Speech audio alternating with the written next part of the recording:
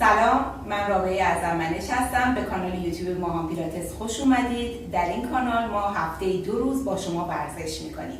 اگر ورزش ها و مطالب این کانال براتون مفیده، لطفاً ما رو سابسکرایب کنید و زنگوله رو فشار بدید تا براتون نوتیفیکیشن بیاد. وقتی نوتیفیکیشن میاد به شما یادآوری میکنه که باید ورزش کنید. توی این ویدیو من در رابطه با وسایل و ابزارهای مورد نیاز در پیلاتس با شما صحبت میکنم. پس لطفاً با من همراه باشید. دوستان عزیز، در ورزش پیلاتس ما در اصل از وزن بدنمون استفاده میکنیم برای اجرای حرکات و افزایش قدرت، انعطاف و تعادل.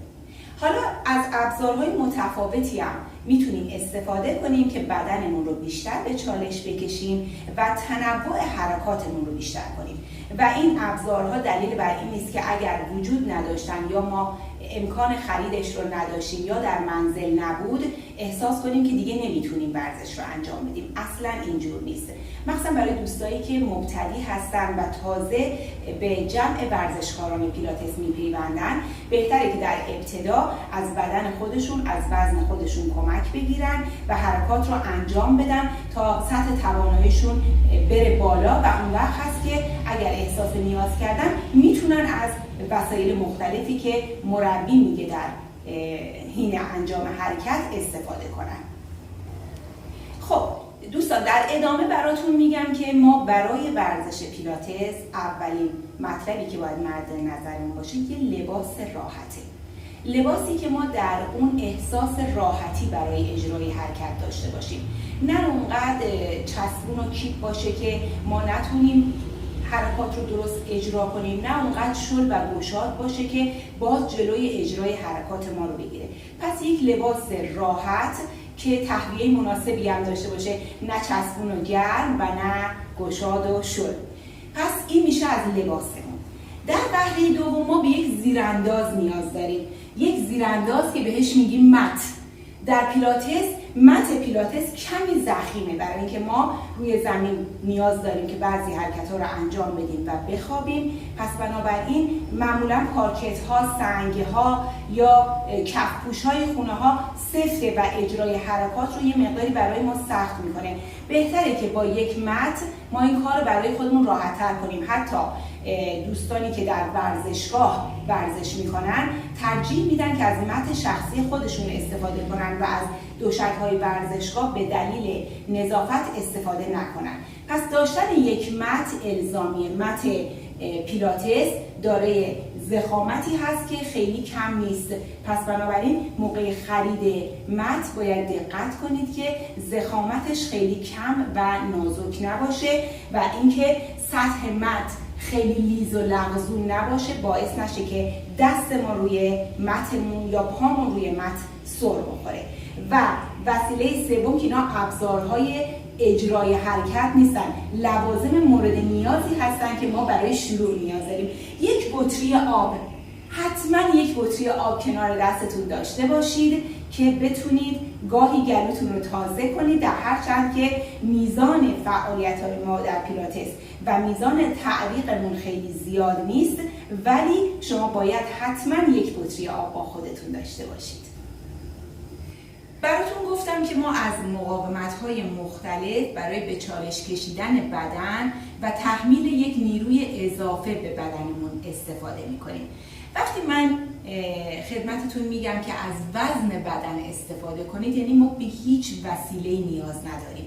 چه ایستاده، چه نشسته و چه خوابیده از نیروی وزن بدنمون استفاده میکنیم که مخصوصا دوستانی که جدید به جمع پیلاتس میپیوندن این نکته مد نظرشون باشه، بعداً اگر نیازی دیدن وسیله تهیه کنن. خب من در رابطه با اولین ابزارمون میخوام راجع به دمبل ها صحبت کنم.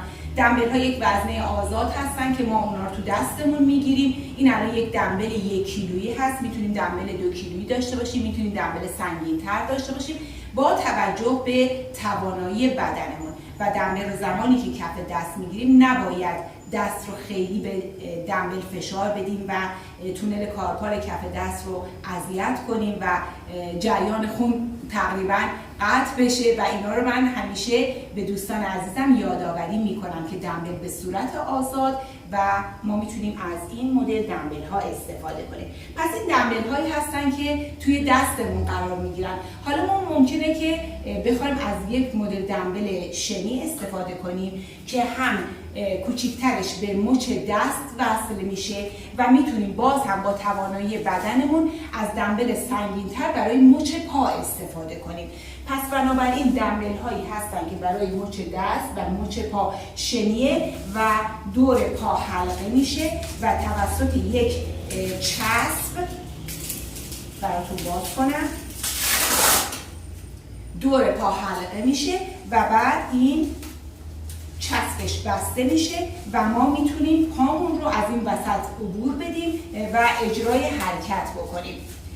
دمبل هایی که به مچ دست و مچ پا وصل میشه مزیتش اینه که دیگه برای ما حالت مثلا دمبلی که توی دستمون میگیریم دائم مجبور نیستیم که یه چیزی رو حمل کنیم و فشار، مثلا کسایی که آسیب کف دست دارن، جراحی کف دست کردن یا به نوعی خواب رفتگی دست رو دارن، دمبل به مچ دستشون وصل میشه چسبی و حرکات رو انجام میدن.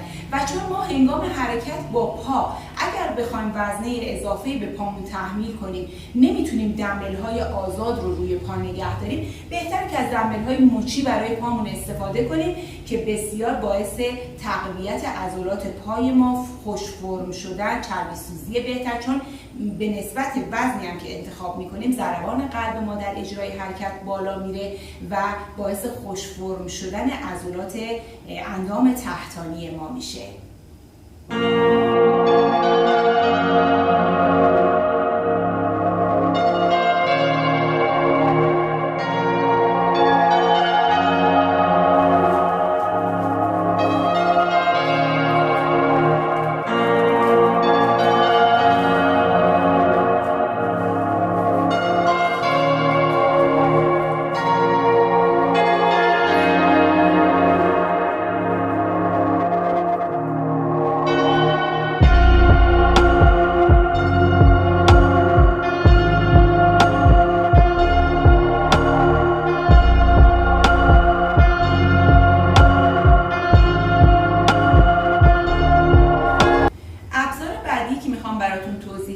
کش‌های پیلاتس هستن. کش‌های پیلاتس هم انواع مختلفی دارن که ما کش متری، یه نمونهش کش‌هایی هست که روله و ما با متراژ می‌خریم و رنگ اونها شاخص مقاومتشونه.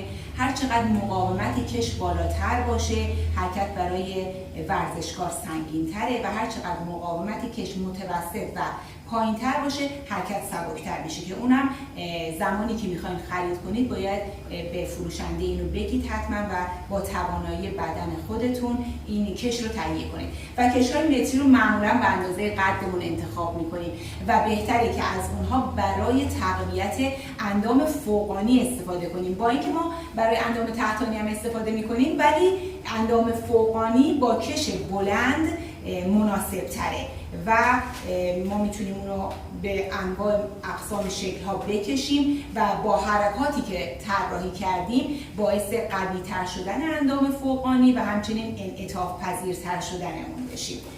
این از کش بلندمون. بعد کش هایی داریم که جنس اینا از لاتکس، اگر کسی حساسیت داشته باشه به جنس لاتکس میتونه از جنس دیگه یا پارچه‌ای هم استفاده کنه. کش های کوتاه ما یا کش لوپ که در سایزهای 30 سانت تا 60 سانت، این کش دو سمتش بسته است و بهتره که برای اندام تحتانی استفاده بشه. کش رو داخل پا میندازیم، مثلا دوتا پامون و پا رو از هم باز میکنیم و جمع.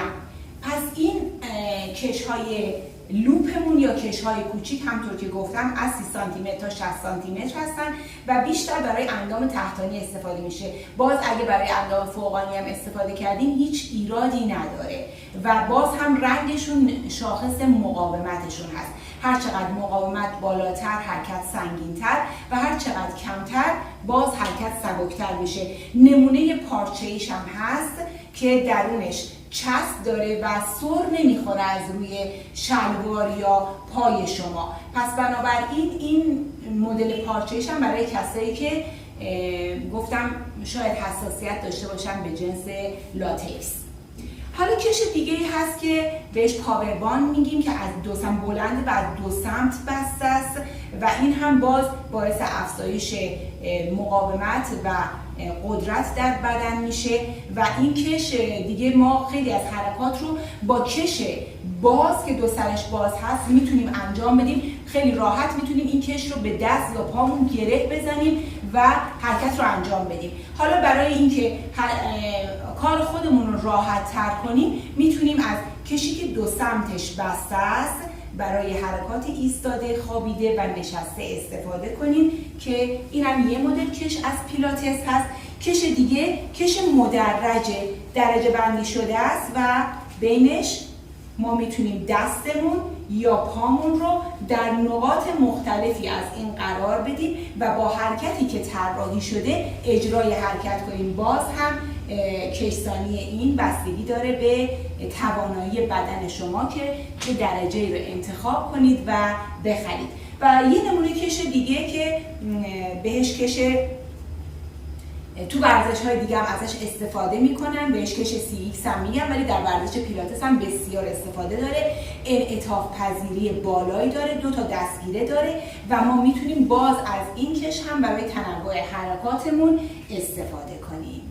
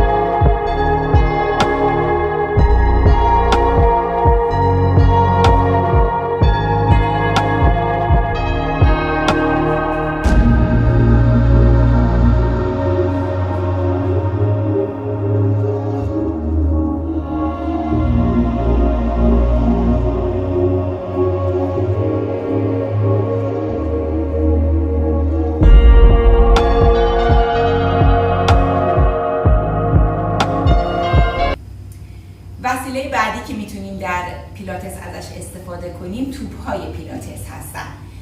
مینی بال یا توپ کوچیک و توپ بزرگ یا سوئیس بال که بسیار بدن ما رو به چالش میکشه، برای اینکه این توپ ها همواره حرکت دورانی دارن و ما باید با انقباض عضلات شکم و نگهداری کور قوی خودمون رو روی این توپ ها ثابت نگه داریم. در اصل توپ ها فاکتور تعادل ما رو خیلی تقویت میکنن.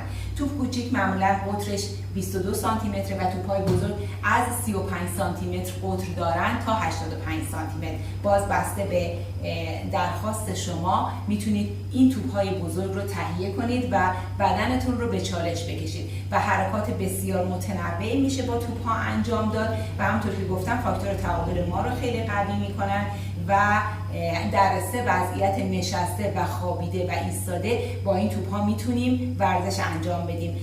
هم باعث تقویت عضلات، تقویت تعادل و کور بسیار قوی یا عضلات کمربند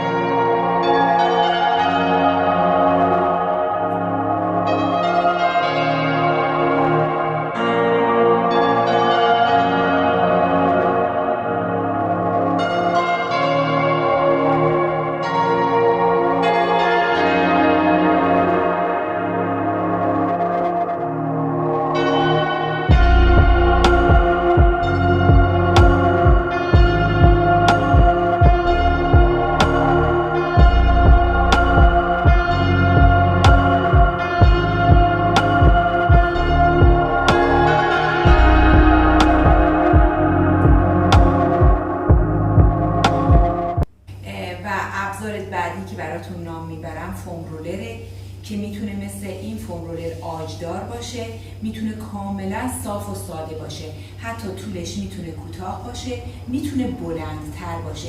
باز هم با توجه به نیاز خودتون و با توجه به راحتی خودتون میتونید تهیه کنید. این فوم رول هم کارش اینه که باز هم ما باهاش میتونیم تنوع حرکت‌های پیلاتس رو زیاد کنیم. باز هم مثل توپ چون حالت رول شدن و حرکت داره، باعث قوی‌تر شدن عضلات و قوی‌تر شدن فاکتور تعادل ما میشه بر اساس طراحی حرکت. و ما باید کمربند قدرتمون رو خیلی قوی کنیم با وسیله فوم رول یا هر کدوم از این وسایلی که تا اینجا نام بردم، و کمربند قدرتمون که میدونید شامل عضلات شکم، عضلات پهلوها، عضلات مربع کمر، عضلات کف لگن و عضلات بزرگ سرینی میشه و اینها میان تنه ما رو تشکیل میدن که هدف ما در پیلاتس تقویت بیش از اندازه این عضلات کمربند قدرتمونه که هر کدوم از این ابزارها به نوعی میتونن در قوی‌تر شدن این کمربند قدرت به ما کمک کنن.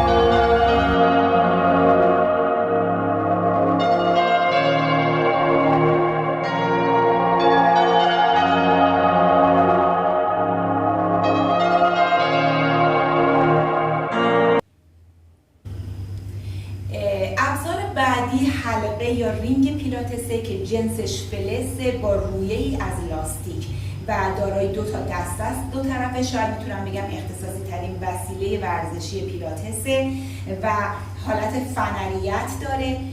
هم ما میتونیم پاها رو باهاش درگیر کنیم، هم دستها، یعنی هم اندام تحتانی هم اندام فوقانی میشه باهاش درگیر بشه و باعث افزایش قدرت، مخصوصا کمربند قدرت ما و کل اندام هایی که درگیر میشه باهاش باعث قوی تر شدن میشه. پس رینگ پیلاتس رو ما میتونیم جزء ابزارهای پیلاتس نام ببریم و اگر احساس نیاز به اجرای حرکت با این وسیله رو داشتید میتونید تهیه کنید.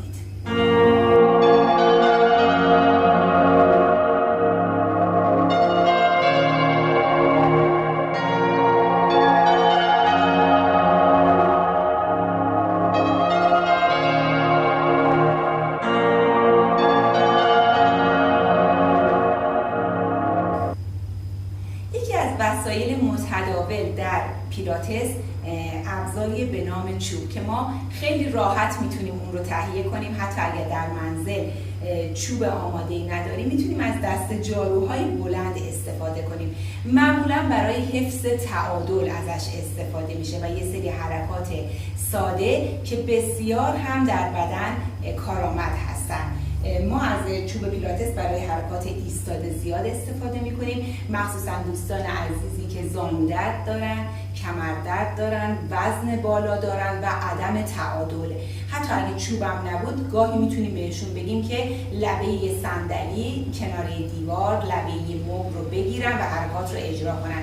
برای همین داشتن یه چوب پیلاتس تقریبا الزامیه و باهاش میتونیم تعادلمون رو حفظ کنیم و حرکاتمون رو با تمرکز بیشتری انجام بدیم. دوستای عزیز، من میخوام یک بار دیگه روی این مطلب تاکید کنم که داشتن ابزارها الزامی نیست، مخصوصا برای دوستانی که تازه به خانواده پیلاتس میپیوندن و تازه میخوان این ورزش رو شروع کنن.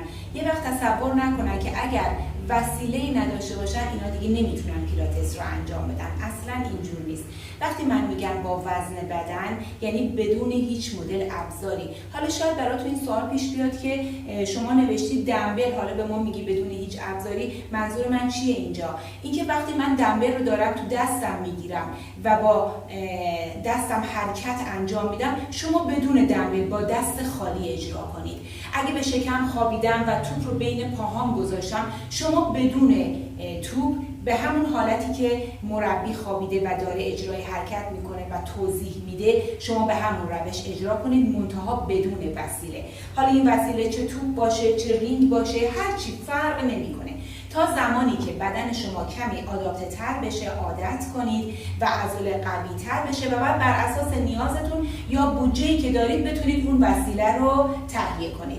یکی این مطلب و مطلب دیگه این که ما وقتی داریم ابزار استفاده میکنیم فقط جهت تنوع حرکاتمونه. مثلا خانم ها خیلی تنوع در حرکت رو دوست دارن و ما به وسیله وزنه ها، دمبل ها، کش ها، چوب، فوم رولر و توپ به حرکاتمون تنوع میدیم و فاکتورهای مختلف بدن رو که میخوایم قوی کنیم به چالش میکشیم. این هم نکته دوم. و مطلب سوم اینکه ما وسایل زیادی ممکنه در اختیارمون باشه، حتی بشنوید جای قیچی پیلاتس یا صندلی یا چهارپایه یا بوسوبال یا ابزارهای دیگه، میله، هر چی که تو باشگاه ها حتی ممکنه موجود باشه یا در منزل موجود باشه بتونیم از اونها استفاده کنیم، ولی بودنشون الزامی نیست و شما بدونید که همه اینا جهت تنوع هست. پس اصولی ترین اصل وزن بدن خودمونه به اضافه یه سری ابزار ساده‌ای که امروز براتون معرفی کردم. امیدوارم که این ویدیو براتون جالب و مفید بوده باشه و خوشتون اومده باشه. اگه واقعا براتون مطلوبه لطفاً ما رو سابسکرایب کنید و زنگوله رو باز فشار بدید. ممنونم از توجهتون. سبز باشید و ورزش